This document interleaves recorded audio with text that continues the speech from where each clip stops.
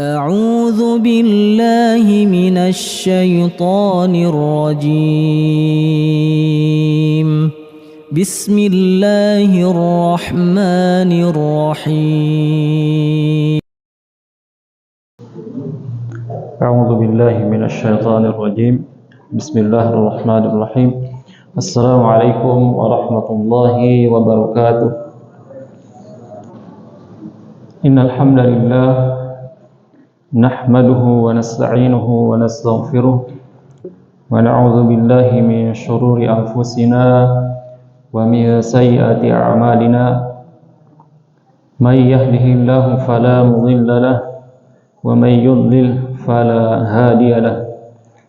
وأشهد أن لا إله إلا الله وحده لا شريك له وأشهد أن محمدا عبده ورسوله.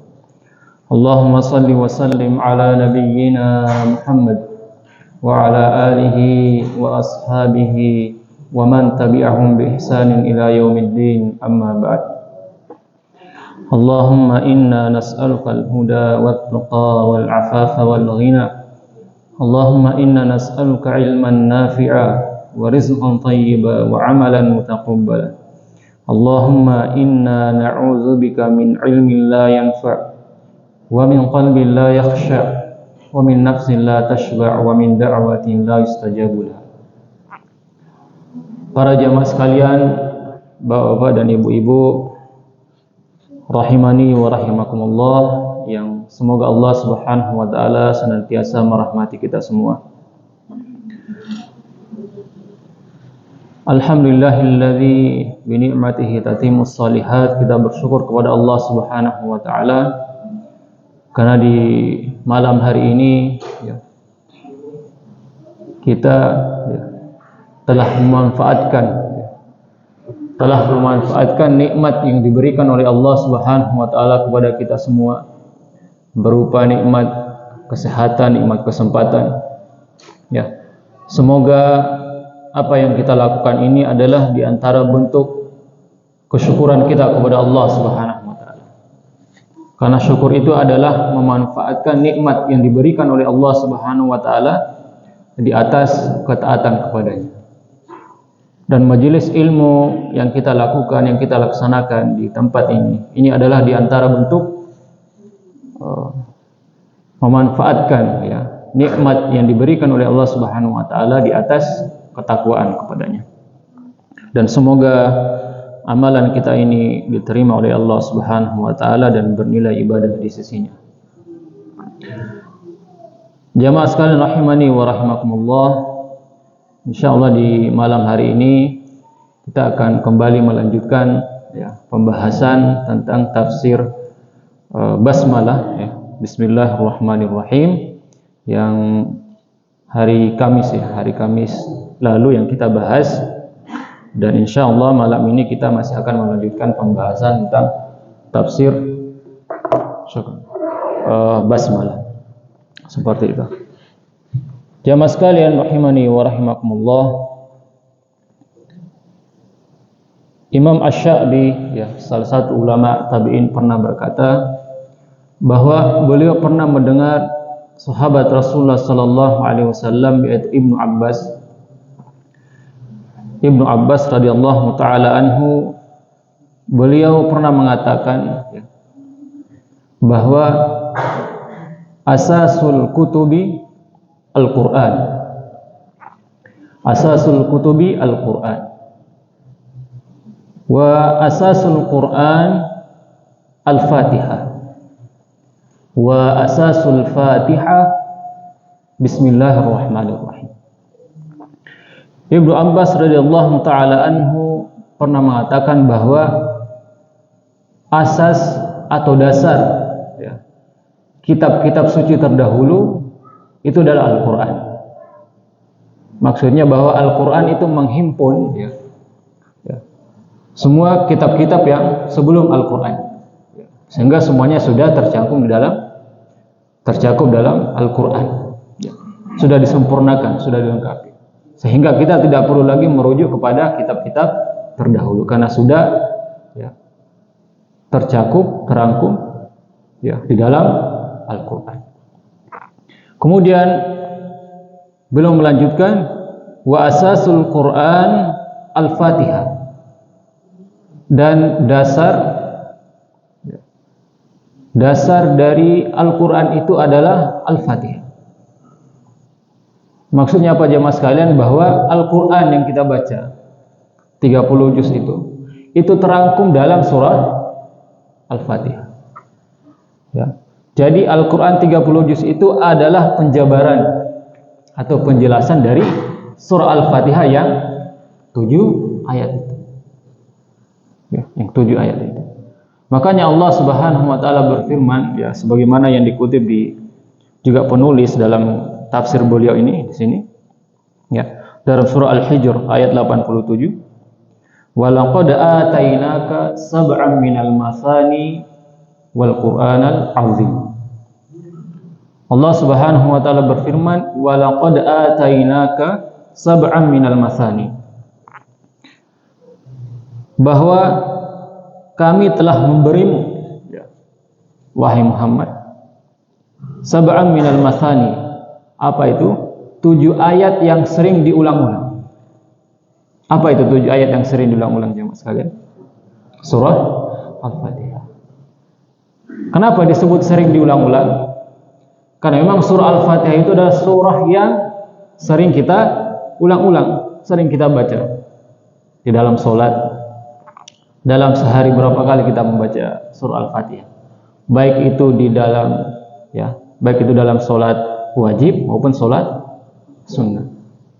Kalau kita hitung selama kita hidup, mulai dari kita pertama kali mulai melaksanakan sholat sampai hari ini, berapa ribu kali kita membaca surah Al-Fatihah? Dikatakan sab'an minal masani, 7 ayat yang sering diulang-ulang, yaitu surah Al-Fatihah. Karena memang sering diulang-ulang. Kemudian Allah Subhanahu wa taala mengatakan wal Qur'anal azim, dan Quran yang agung. Dalam ayat ini Allah Subhanahu wa taala menyentarakan antara surah Al-Fatihah dan Al-Qur'an 30 juz itu. Kami telah memberikan kepadamu surah Al-Fatihah dan Al-Qur'an yang agung. Di sini disandingkan surah Al-Fatihah dan Al-Qur'an. Jadi setara. Padahal kalau kita mau pikir jamaah sekalian, ketika Allah Subhanahu wa taala, ini pikiran kita sebagai manusia, ya, seharusnya sudah cukup Allah Subhanahu wa taala mengatakan saya memberikan kepadamu Al-Qur'an yang agung. Sudah cukup seperti itu. Karena kenapa? Dalam Al-Qur'an itu sudah terdapat surah Al-Fatihah. Tetapi dalam ayat ini Allah Subhanahu wa taala mengkhususkan surah Al-Fatihah dan Al-Qur'an untuk menunjukkan bahwa Al-Fatihah itu adalah, ya, rangkuman dari Al-Qur'an yang 30 juz setara. Ya, jadi Al-Qur'an 30 juz itu adalah penjabaran atau penjelasan dari surah Al-Fatihah yang kita hafal itu, yang kita ulang-ulang itu.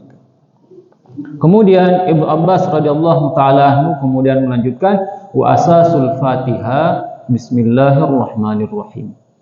Kemudian dasar dari Al-Fatihah itu adalah bismillahirrahmanirrahim. Ada di bismillah. Jadi bismillah itu adalah, ya, rangkuman dari surah Al-Fatihah. Jadi seperti itu. Kitab suci terdahulu terangkum dalam Al-Qur'an, Al-Qur'an terangkum dalam Al-Fatihah, Al-Fatihah dalam bismillahirrahmanirrahim. Seperti itu yang dikatakan oleh Ibnu Abbas radhiyallahu taala.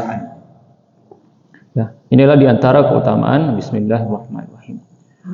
Jamaah sekalian rahimani wa rahimakumullah. Kemudian juga Rasulullah sallallahu alaihi wasallam pernah bersabda, walaupun hadis ini ada perbedaan pendapat ulama, ada yang mengatakan hadisnya sahih, ada yang mengatakan lemah, tetapi hadis ini sering dikutip oleh para ulama. Itu menunjukkan bahwa maknanya, ya, bisa diambil, ya. Rasulullah sallallahu alaihi wasallam pernah bersabda, kullu amrin dzibalin la yubda'u fihi bi bismillahi fahuwa abtar. Atau kama qala Rasulullah sallallahu alaihi wasallam. Setiap perkara yang penting, perkara yang baik yang kita lakukan, jika tidak diawali dengan Bismillahirrahmanirrahim, maka ia terputus dari berkahnya Allah Subhanahu wa taala, terputus dari rahmatnya Allah Subhanahu wa taala. Ya, jika ya kita melakukan perkara-perkara kebaikan yang tidak diawali dengan Bismillahirrahmanirrahim. Jamaah sekalian rahimani wa rahimakumullah. Baik, kita akan melanjutkan ya pembahasan kita 2 hari yang lalu tentang tafsir Bismillahirrahmanirrahim. Ya, sebelumnya ya ini sudah kita tulis di papan ya bahwa Bismillahirrahmanirrahim itu terdiri dari 5 kata ya. Kata pertama yaitu bi ya, nomor 1 bi. Kemudian kata yang kedua ismi. Kemudian kata yang ketiga Allah, lafzul jalalah. Kemudian kata yang keempat Ar-Rahman. Kemudian kata yang kelima Ar-Rahim.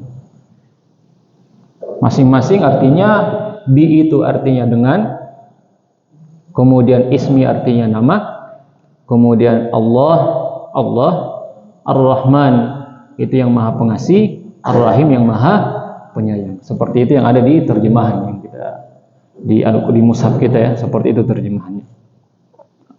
Baik, kita ulangi lagi ya. Diawali dengan kata bi ya. Nah, sebelumnya kita sudah sampaikan bahwa bi itu adalah kata depan kalau dalam bahasa Indonesia ya. Contohnya kemarin ya, kita contohkan misalnya di kelas, di itu kata depan ya. Ke masjid, ke itu kata depan. Nah, sama dalam bahasa Arab bi itu seperti itu ya. Bi itu adalah kata depan ya, preposisi dalam bahasa Indonesia. Nah, sebelumnya kita bahas ya, bi ini dalam bahasa Arab istilahnya adalah huruf jar, ya. Atau dalam bahasa Indonesia kata depan. Di mana ya kemarin kita jelaskan bahwa karena ini adalah huruf jar,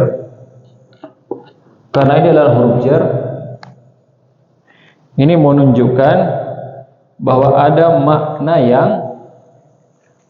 yang tersembunyi ya, kita sebutkan kemarin. Ada makna yang tersembunyi atau makna yang terhapus yang tidak disebutkan di kalimat Bismillahirrahmanirrahim. Secara zahir maknanya tidak sempurna. Sebagaimana sebelumnya kita bahas bahwa contohnya misalnya saya mengatakan di atas meja. Ketika saya mengatakan di atas meja, maknanya belum sempurna. Tidak ada yang kita pahami apa maksudnya di atas meja. Nah, seperti itu Bismillahirrahmanirrahim. Di atas meja baru akan sempurna ketika saya mengatakan buku di atas meja. Berarti ada buku di atas meja. Itu baru kita pahami seperti itu. Nah, sama dengan Bismillahirrahmanirrahim ini, dengan nama Allah yang maha pengasih lagi maha penyayang. Apa faedah yang kita dapat dengan nama Allah yang maha pengasih lagi maha? Artinya belum sempurna. Sehingga para ulama mengatakan di sini ada kalimat yang ya tersembunyi atau eksplisit, tidak nampak. Apa kalimat yang tidak tampak itu? Para ulama mengatakan kalimat yang tidak tampak itu adalah tergantung aktivitas yang akan kita lakukan setelah kita membaca Bismillahirrahmanirrahim. Contoh misalnya, ketika saya ingin membaca buku, kemudian saya mengawali dengan Bismillahirrahmanirrahim. Berarti yang eksplisit, secara eksplisit maknanya adalah dengan nama Allah Subhanahu, dengan nama Allah yang maha pengasih lagi maha penyayang, saya membaca buku itu. Ketika saya keluar rumah, saya mengucapkan Bismillah keluar rumah. Nah, berarti secara eksplisit dengan nama Allah yang maha pengasih lagi maha penyayang, saya keluar rumah. Itu maksudnya. Jadi para ulama mengatakan sengaja. Kenapa itu tersembunyi atau tidak tertulis, agar bismillah itu bisa secara umum digunakan kita baca apapun aktivitas yang kita lakukan. Seperti itu. Seperti itu yang kita sudah jelaskan sebelumnya ya tentang bi. Sekarang pertanyaannya jamaah sekalian, kalimat yang tersembunyi tadi ya, itu posisinya di mana? Apakah sebelum bismillah atau setelah bismillah? Kenapa ini perlu kita bahas? Ya, karena ternyata ulama membahas. Dan ternyata dalam bahasa Arab ada perbedaan makna sedikit ya. Atau ada perbedaan makna ketika kalimatnya itu mendahului bismillah atau kalimatnya itu setelah bismillah. Seperti itu, ada perbedaan. Seperti apa? Saya contohkan dalam bahasa Indonesia supaya mudah dipahami. Ini karena tadi ya, adanya bi ini. Saya pakai spidol yang besar. Dalam bahasa Indonesia misalnya, saya menulis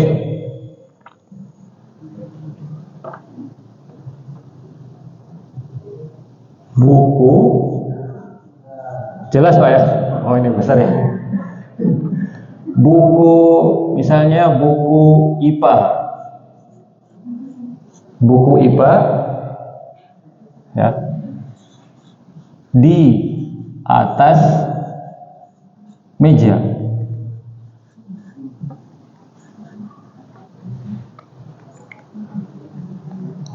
Kelihatan ya? Buku IPA di atas meja. Nah, tadi kata depannya itu posisinya di sini ya, di belakang. Anggap di ini sama dengan bi tadi, bismillah posisinya. Nah, jadi kata yang tersembunyi itu didahulukan. Atau sebaliknya, saya balik. Di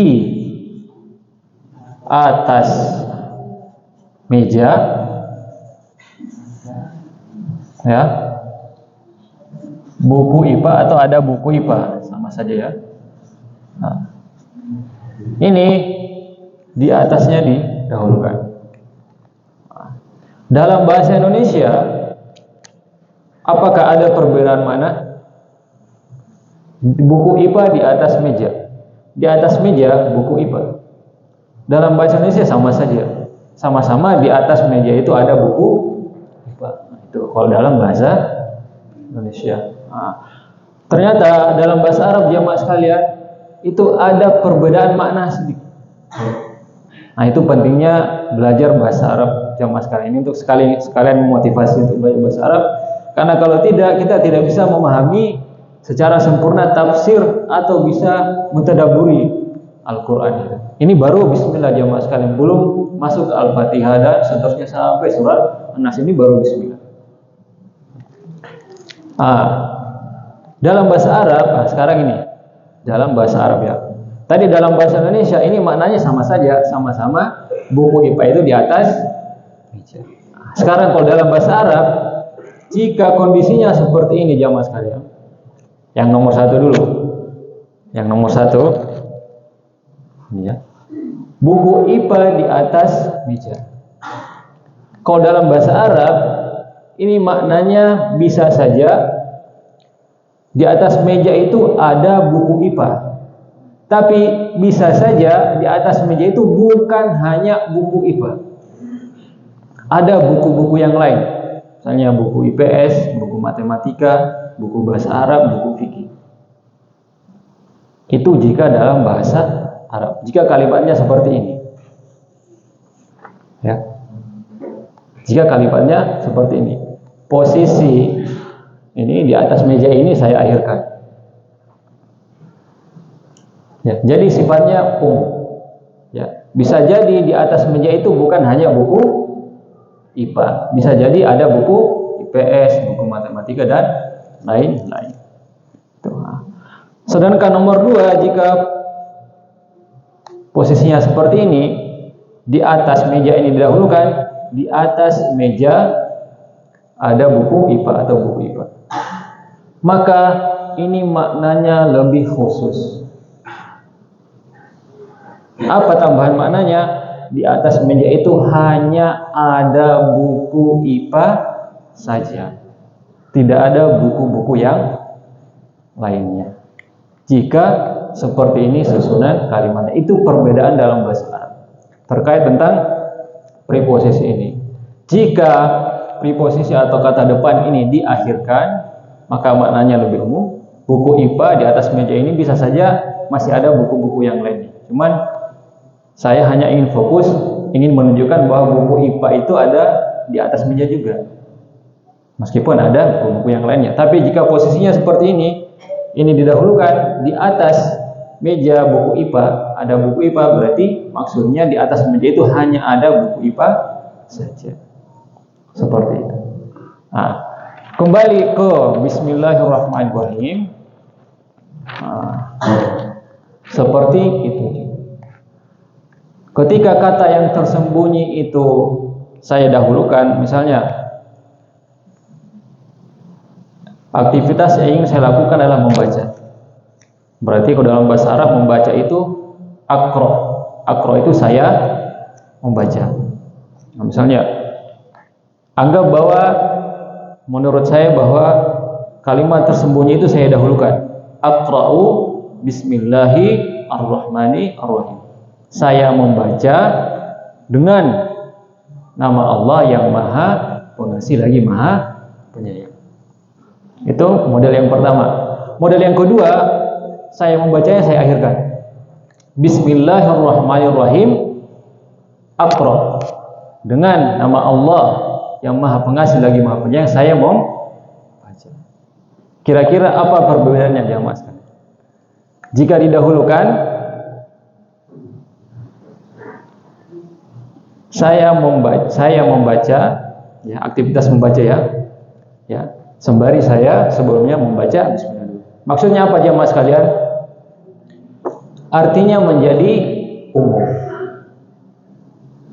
Saya membaca dengan nama Allah yang Maha Pengasih lagi Maha Penyayang, berarti itu bisa bermakna selain saya menyebut nama Allah Subhanahu wa taala, bisa saja saya juga menyebut nama-nama yang lain. Sebagaimana dahulu orang-orang kafir Quraisy, mereka mengakui bahwa mereka menyembah Allah Subhanahu wa taala, tapi di saat yang sama mereka juga menyembah berhala.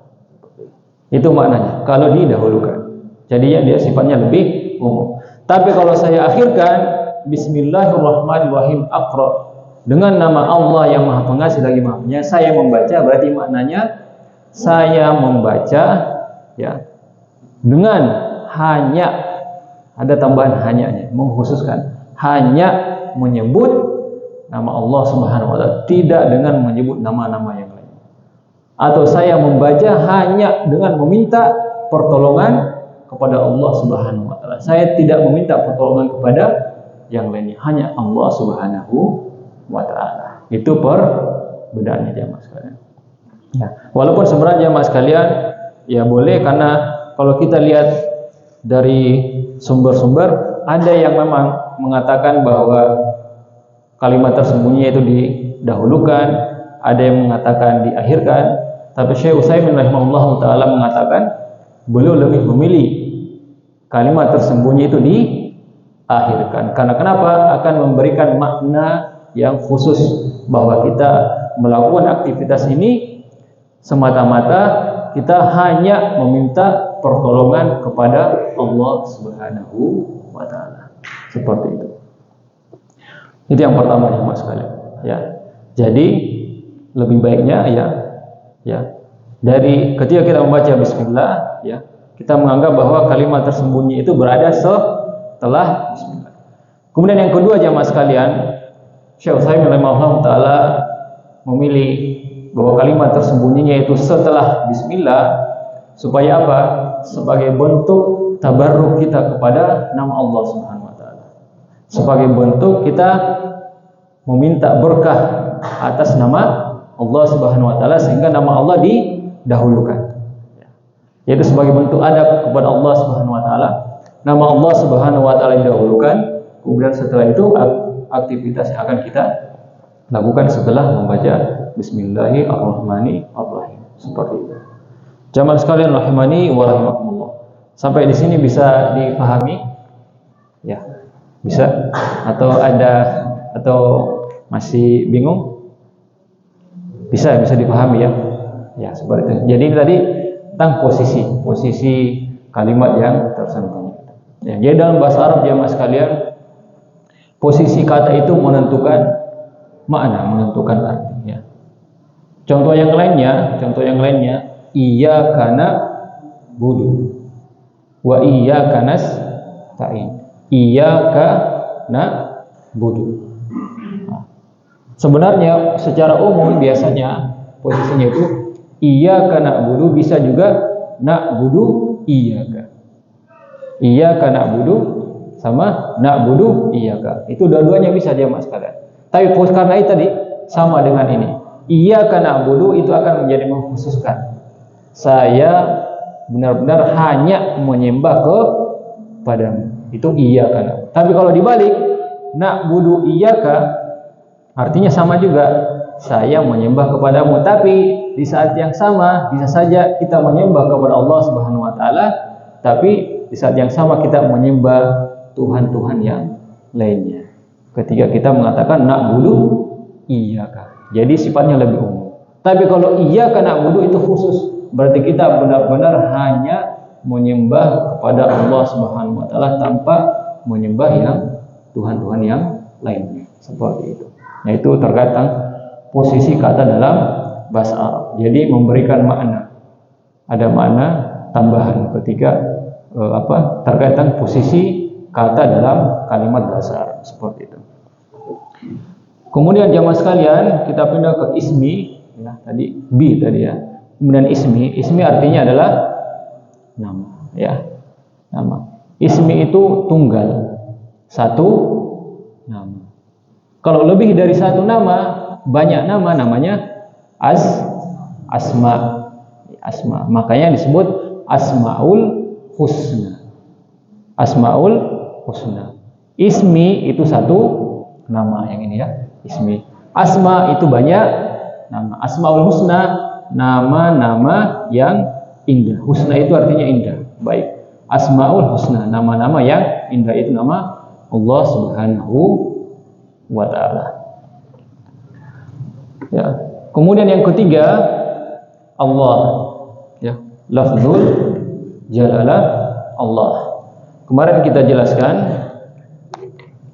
kata Allah ini berasal dari kata apa? Ya. Allah itu katanya berasal dari kata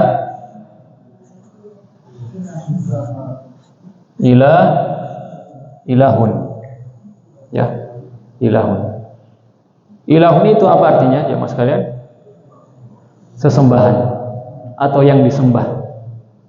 Ilahun, yang disembah. Apapun itu, semua yang disembah namanya adalah ilah. Mau dia pohon, mau dia hewan, mau dia patung, mau dia manusia, ketika dia disembah namanya ilahun. Ya, sesembahan atau yang disembah. Jadi maknanya umum. Ilahun itu semua yang dianggap Tuhan, semua yang dituhankan, semua yang disembah, itu ilahun. Itu secara umum. Kemudian ilahun ini dimasuki huruf al.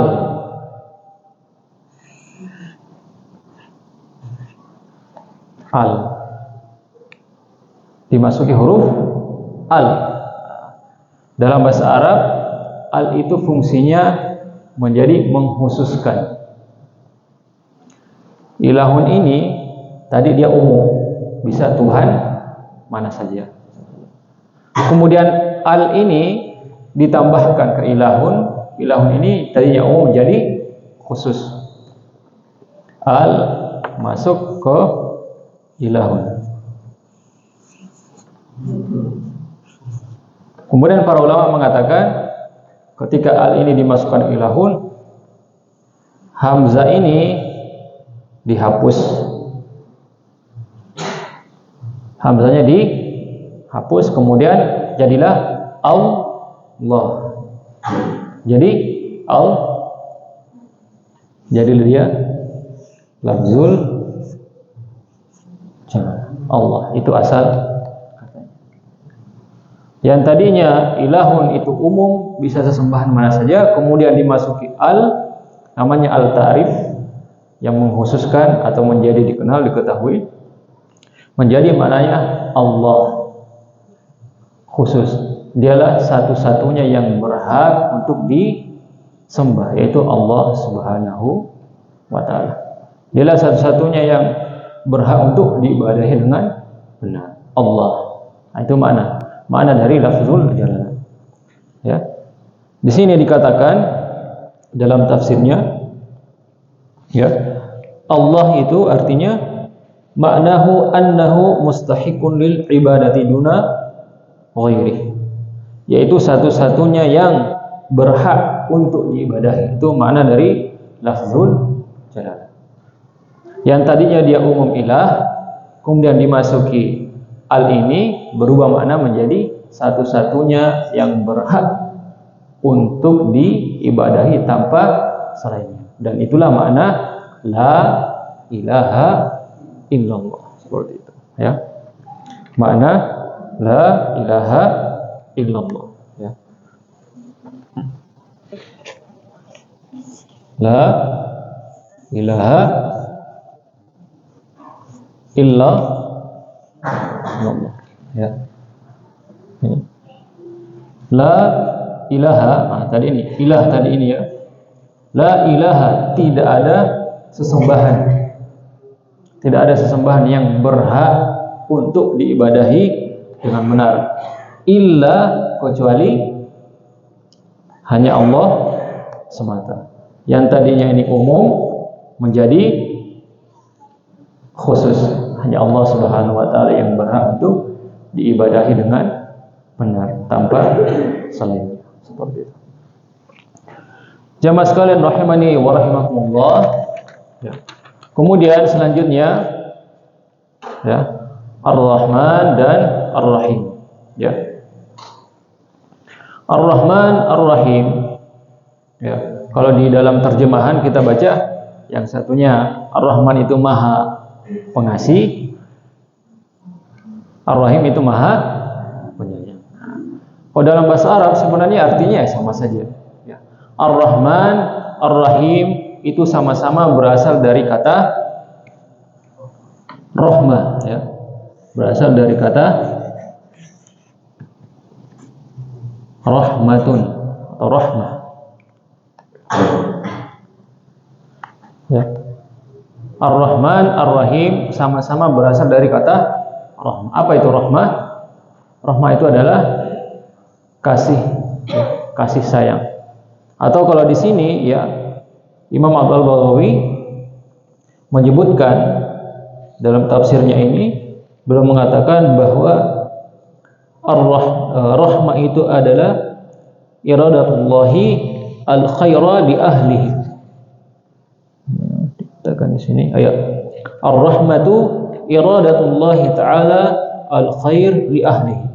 Itu adalah makna rahmah. Itu adalah keinginan Allah Subhanahu wa ta'ala berupa kebaikan kepada hambanya.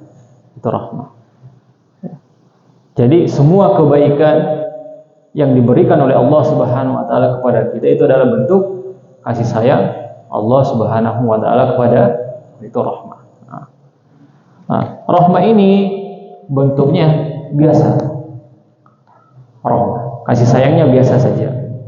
Kasih sayangnya biasa saja. Kemudian rahmah ini berubah menjadi Rahman dan Rahim, ya. Dalam bahasa Arab disebut mubalaghah. Dalam bahasa Indonesia disebut dengan hiperbola. Hiperbola menjadi maknanya menjadi sangat. Kalau ini sayangnya biasa saja, kemudian berubah menjadi Rahman atau Rahim menjadi sangat pengasih, sangat penyayang, bukan hanya sekedar mengasihi tapi sangat mengasihi. Ya, sama-sama penyayang. Tapi apa bedanya jemaah sekalian? Ya, Ar-Rahman dan Ar-Rahim. Ya, sebelumnya kita sudah jelaskan juga. Ya, di sini dikatakan dalam tafsirnya dijelaskan bahwa Ar-Rahman bermakna al-umum. Ya. Ini sudah kita jelaskan 2 hari yang lalu. Ar-Rahman itu maknanya lebih umum. Ya, maknanya lebih umum. Sedangkan Ar-Rahim bermakna al-khusus. Sedangkan Rahim maknanya lebih khusus. Apa maksudnya? Rahman itu maknanya umum, Rahim itu maknanya khusus. Ya. Dijelaskan bahwa Ar-Rahman bimana Ar-Razzaq fid dunya wa huwa 'alal umum li kafatil khalqi. Rahman itu adalah kasih sayang Allah Subhanahu wa taala yang secara umum diberikan kepada seluruh hambanya atau seluruh makhluk di dunia. Itu. Ya. Kasih sayang Allah Subhanahu wa taala yang secara umum diberikan kepada seluruh hambanya, seluruh makhluknya di dunia. Baik itu hambanya yang beriman kepada Allah Subhanahu wa taala maupun yang tidak beriman. Dalam hari ini orang-orang kafir. Ya. Dan itulah yang kita saksikan. Ya. Jika seandainya Allah Subhanahu wa taala tidak mengasihi orang-orang kafir, ya mereka tidak akan bisa hidup di dunia ini. Ya, kayak buktinya kita lihat secara duniawi justru mereka lebih baik. Ya, karena itu bentuk keadilan Allah Subhanahu wa taala. Allah Subhanahu wa taala akan mengasihi seluruh hambanya di dunia ini. Ya, itu Ar-Rahman. Ya. Sedangkan Ar-Rahim kenapa dikatakan khusus? Di sini dikatakan Ar-Rahim bimana al-mu'afi fil akhirah wal 'afu fil akhirah lil mu'minin alal khusus. Sedangkan Ar-Rahim adalah kasih sayang Allah Subhanahu wa taala yang hanya khusus diberikan kepada hamba-hambanya yang mukmin yang beriman di akhirat kelak nanti yang berupa ampunan. Jadi Allah Subhanahu wa taala akan memberikan ampunan kepada hamba-hambanya yang mukmin di akhirat kelak nanti. Adapun yang tidak beriman, maka Allah Subhanahu wa taala akan memberikan azabnya kepada mereka karena mereka tidak beriman kepada Allah Subhanahu wa taala ketika di dunia dahulu. Nah, itu diantara perbedaannya, perbedaan Ar-Rahman, Ar-Rahim. Jadi dua-duanya sebenarnya artinya sama, yaitu sama-sama kasih sayang, sangat menyayangi. Bedanya tadi Ar-Rahman itu umum akan diberikan oleh Allah Subhanahu wa taala kepada seluruh hambanya di dunia baik itu mukmin maupun non mukmin. Sedangkan Ar-Rahim adalah kasih sayang Allah Subhanahu wa taala yang berupa ampunan yang akan diberikan oleh Allah Subhanahu wa taala kepada hanya orang-orang yang beriman saja di akhirat kelak nanti. Nah, itu diantara tafsirnya. Ya. Kemudian ada juga yang menafsirkan ya, perbedaan antara Ar-Rahman Ar-Rahim itu, termasuk Syekh Utsaimin rahimahullah taala mengatakan ketika belum menafsirkan Ar-Rahman Ar-Rahim ini, Ar-Rahman itu ya maknanya adalah bahwa Allah Subhanahu wa taala memiliki kasih sayang yang sangat luas.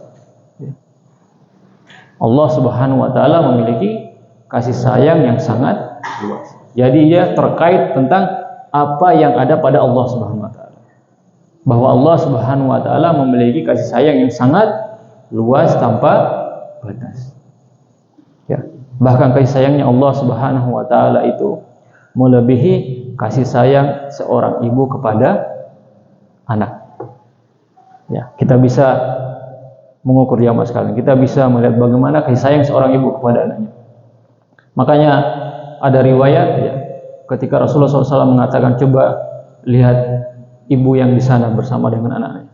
Kira-kira ada tidak seorang ibu yang ya rela membuang anaknya ke dalam api?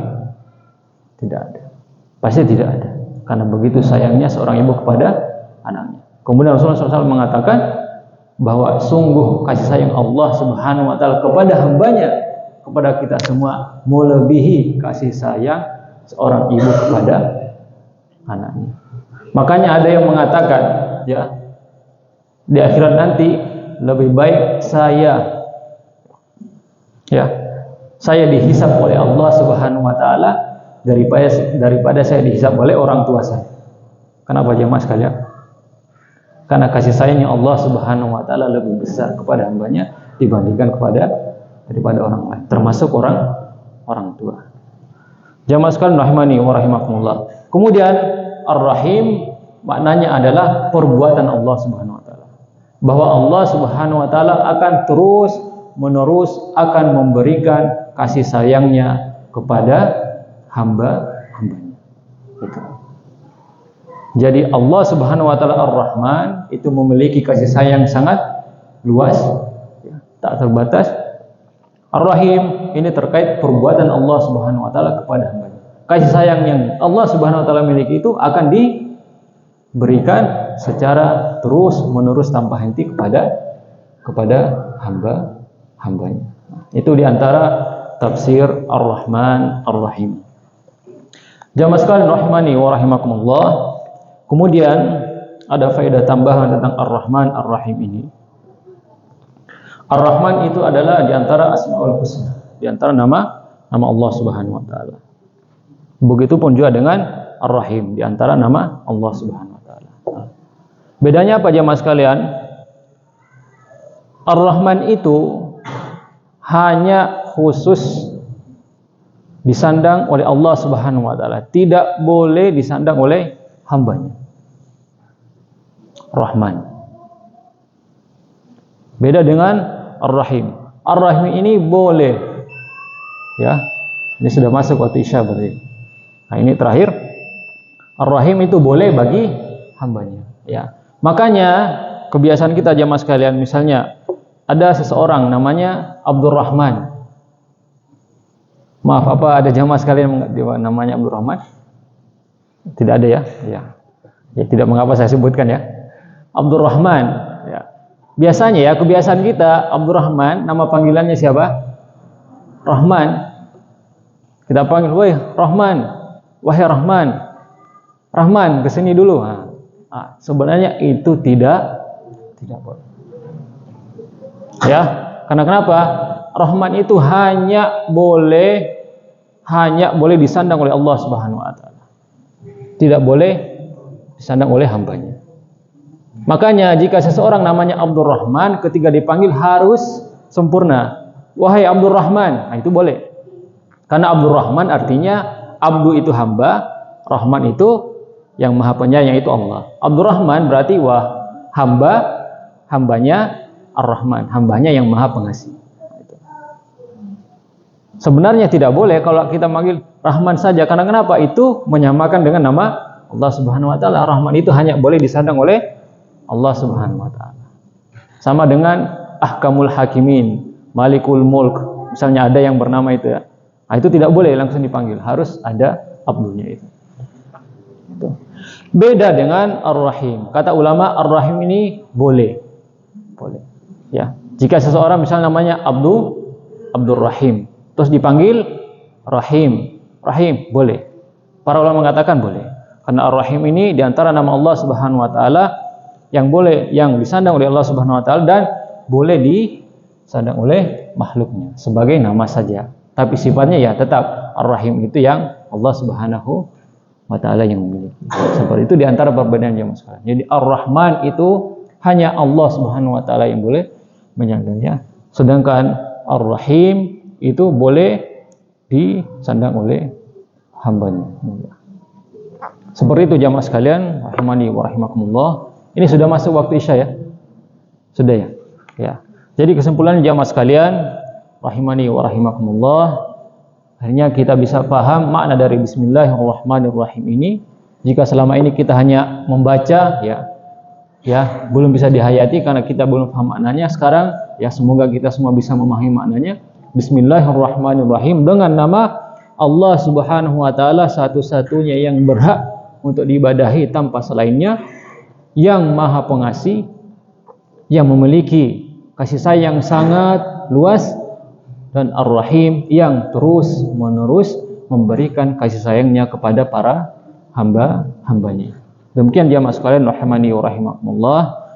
Kami mohon maaf jika ada perkataan yang kurang berkenan, dan saya mohon kepada Allah Subhanahu wa taala, memohon ampun kepada Allah Subhanahu wa taala atas kesalahan jika ada kesalahan dalam majelis ini.